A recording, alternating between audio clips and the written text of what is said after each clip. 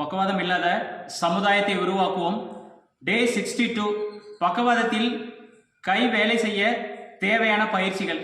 So first இப்போ வந்து பார்த்தீங்கன்னா ஷோல்டருக்கு அப்புறம் எல்போ பார்த்தாச்சு.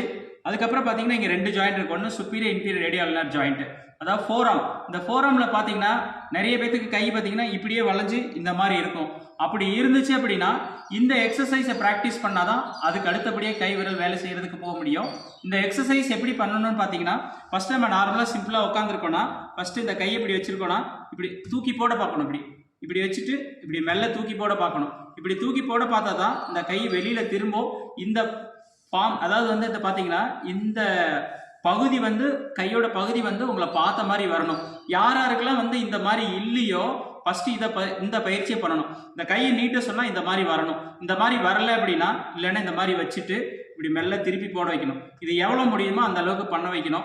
இதுலயே வந்து ஆல்டர்னேட்டிவா பண்ணணும்னா இந்த கையில வந்து இந்த தக்கத்திமி போடுற மாதிரி இப்படி போட்டுட்டு இப்படி திருப்புறதை பண்ணணும். இப்படி திருப்புறதை பண்ணாதான் அடுத்த லெவலுக்கு போறதுக்கு ஈஸியா இருக்கும்.